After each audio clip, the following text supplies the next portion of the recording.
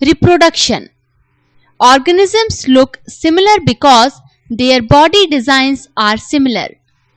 The DNA in the cell nucleus is the information source for making proteins. If the information is different, different proteins will be made.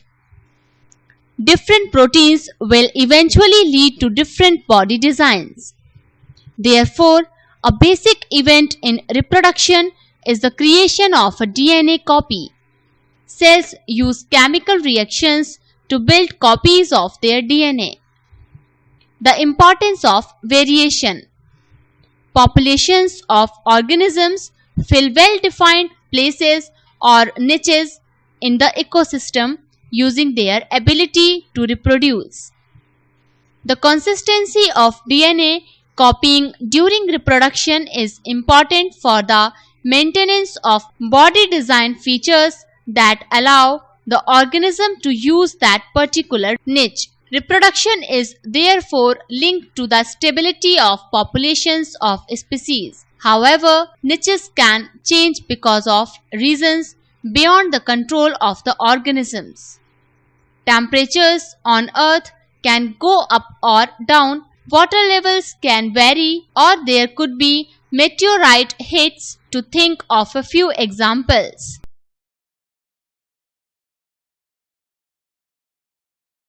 If a population of reproducing organisms were suited to a particular niche, and if the niche were drastically altered, the population could be wiped out.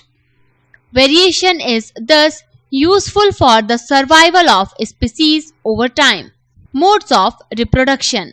Asexual reproduction. The modes by which various organisms reproduce depend on the body design of the organisms. The modes of reproduction that allow to new generations to be created from a single individual. This is known as asexual reproduction. Fission. For unicellular organisms, cell division or fission leads to the creation of new individuals. Many different patterns of fission have been observed. Many bacteria and protozoa simply split into two equal halves during cell division. In organisms such as amoeba, the splitting of the two cells during division can take place in any plane.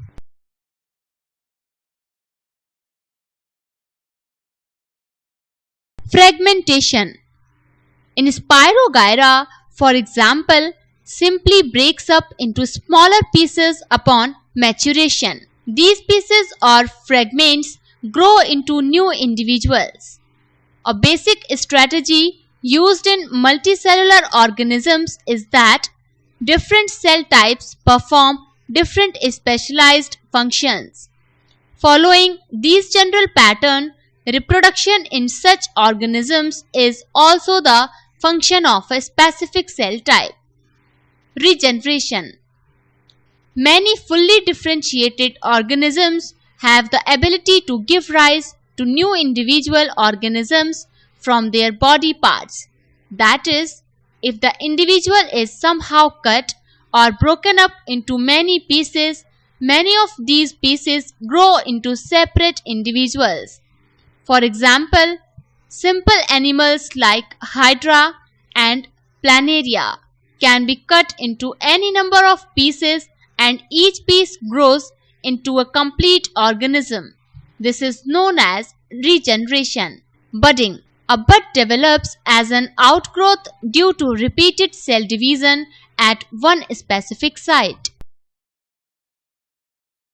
These buds develop into tiny individuals and when fully mature, detach from the parent body and become new independent individuals.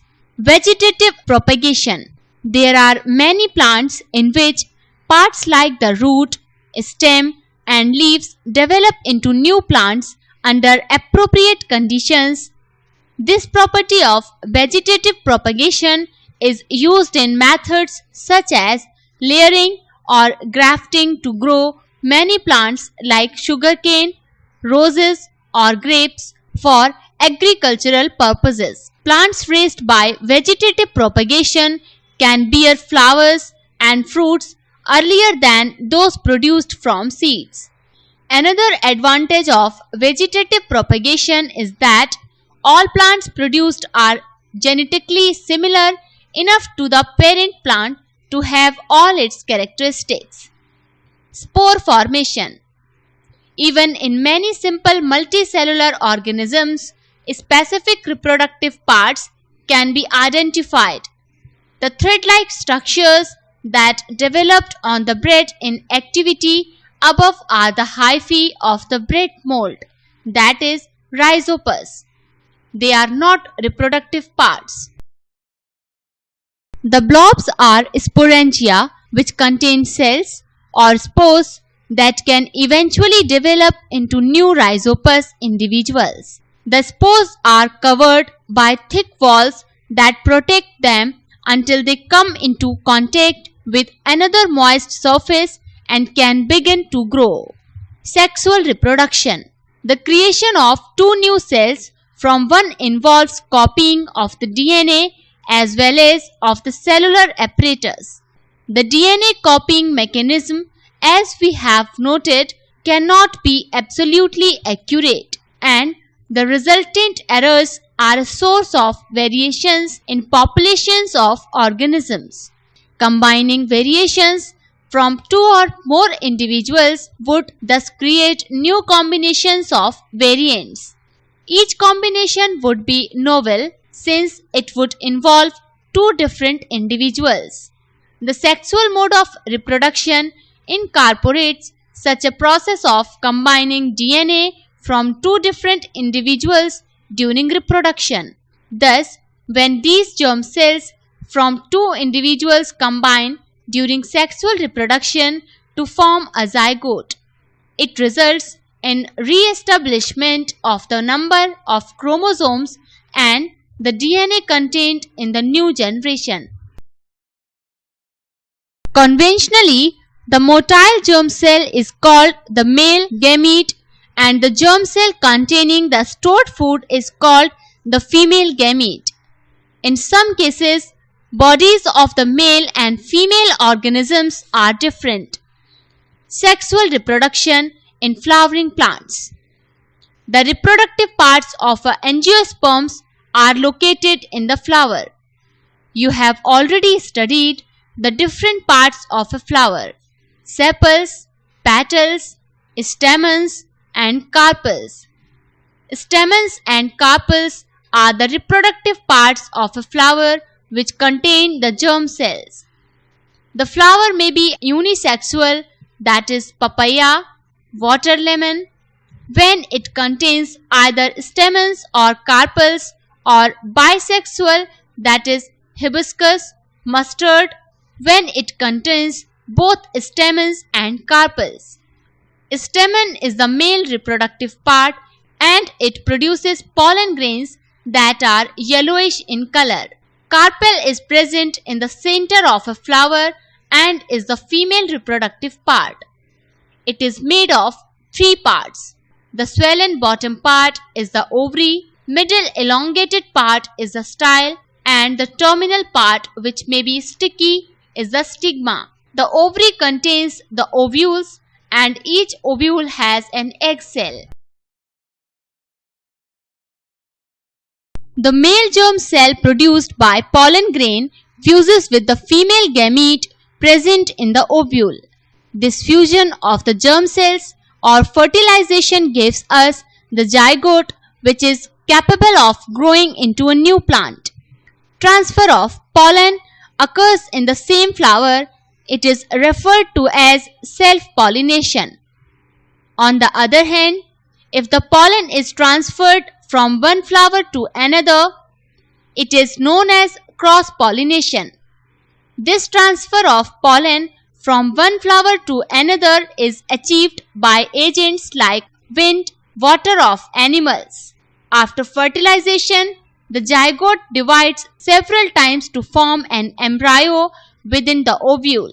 The ovule develops a tough coat and is gradually converted into a seed. Try and work out the advantages of seed formation for the plant. The seed contains the future plant or embryo, which develops into a seedling under appropriate conditions. This process is known as germination. Reproduction in human beings. Human beings are using a sexual mode of reproduction. Both physical and genital changes take place slowly in male and female over a period of months and years.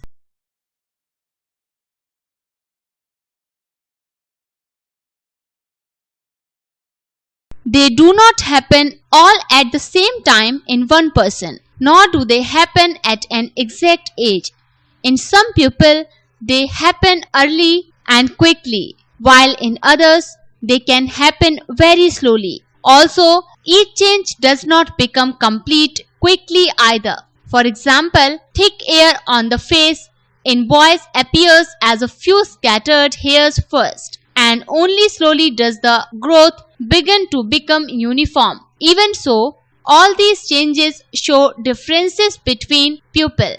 Just as we have differently shaped noses or fingers, so also we have different patterns of hair growth or size and shape of breast or penis. All of these changes are aspects of the sexual maturation of the body.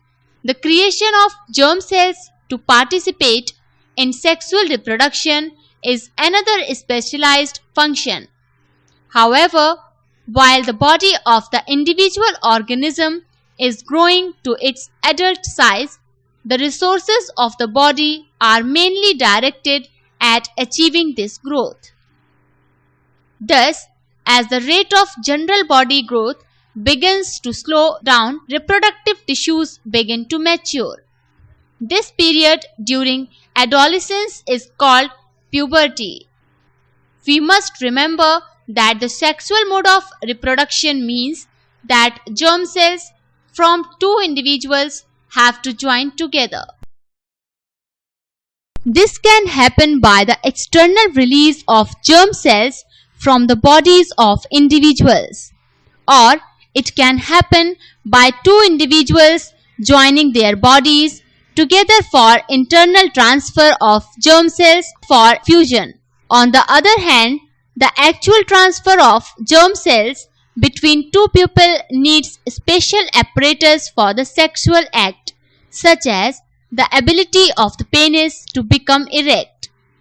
In mammals, such as humans, the baby is carried in the mother's body for a long period and will be breastfed later.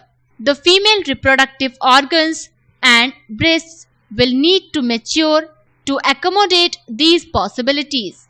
The male reproductive system. The male reproductive system consists of portions which produce the germ cells and other portions that deliver the germ cells to the site of fertilization. The formation of germ cells or sperms takes place in the testes. These are located outside the abdominal cavity in scrotum because sperm formation requires a lower temperature than the normal body temperature. We have discussed the role of the testes in the secretion of the hormone, that is testosterone. In addition to regulating the formation of sperms, testosterone brings about changes in appearance seen in boys at the time of puberty. The sperms formed are delivered through the vas deferens, which unites with a tube coming from the urinary bladder. The urethra thus forms a common passage for both the sperms and urine. Along the path of the vas deferens, glands like the prostate and the seminal vesicles add their secretions so that the sperms are now in a fluid which makes their transport easier, and this fluid also provides nutrition. The sperms are tiny bodies that consist of mainly genetic material and a long tail that helps them to move towards the female germ cell. Female reproductive system. The female germ cells or eggs are made in the ovaries. They are also responsible for the production of some hormones. When a girl is born, the ovaries already contain thousands of immature eggs. On reaching puberty, some of these start maturing. One egg is produced every month by one of the ovaries. The egg is carried from the ovary to the womb through a thin oviduct or fallopian tube. The two oviducts unite into an elastic bag-like structure known as the uterus. The uterus opens into the vagina through the cervix. The sperms enter through the vaginal passage during sexual intercourse. They travel upwards and reach the oviduct where they may encounter the egg. The fertilized egg, the zygote, gets implanted in the lining of the uterus and starts dividing. The mother's body is designed to undertake the development of the child. Hence, the uterus prepares itself every month to receive and nurture the growing child. The lining thickens and is richly supplied with blood to nourish the growing embryo. The embryo gets nutrition from the mother's blood with the help of a special tissue called placenta. This is a disc which is embedded in the uterine wall. It contains villi on the embryo's side of the tissue. On the mother's side are blood spaces which surround the villi. This provides a large surface area for glucose and oxygen to pass from the mother to the embryo. The developing embryo will also generate waste substances which can be removed by transferring them into the mother's blood through the placenta. The development of the child inside the mother's body takes approximately 9 months. The child is born as a result of rhythmic contractions of the muscles in the uterus. What happens when the egg is not fertilized? If the egg is not fertilized, it lives for about 1 day. Since the ovary releases one egg every month, the uterus also prepares itself every month to receive a fertilized egg. Thus, its lining becomes thick and spongy. This would be required for nourishing the embryo if had fertilization taken place. Now, however, this lining is not needed any longer. So, the lining slowly breaks and comes out through the vagina as blood and mucus. This cycle takes place roughly every month and is known as menstruation cycle. It usually lasts for about 2 to 8 days. Reproductive health. As we have seen, the process of sexual maturation is gradual and takes place while general body growth is still going on. Therefore, some degree of sexual maturation does not necessarily mean that the body or the mind is ready for sexual acts or for having and bringing up children. All of us are under many different kinds of pressures about these issues. There can be pressure from our friends for participating in many activities, whether we really want to or not. There can be pressure from families to get married and start having children. There can be pressure from government agencies to avoid having children. In this situation, making choices can become very difficult. Since the sexual act is a very intimate connection of bodies, it is not surprising that many diseases can be sexually transmitted. These include bacterial infections such as gonorrhea and syphilis, and viral infections such as warts and HIV/AIDS. The sexual act always has the potential to lead to pregnancy. Pregnancy will make major demands on the body and the mind of the woman, and if she is not ready for it, her health will be adversely affected. Therefore, many ways have been devised to avoid pregnancy. These contraceptive methods fall in a number of categories. One category is the creation of a mechanical barrier so that sperm does not reach the egg. Another category of contraceptives acts by changing the hormonal balance of the body so that eggs are not released and fertilization cannot occur. These drugs commonly need to be taken orally as pills. However, since they change hormonal balances, they can cause side effects too. Other contraceptive devices are placed in the uterus to prevent pregnancy. Again, they can cause side effects due to irritation of the uterus. If the vas deferens in the male is blocked, sperm transfer will be prevented.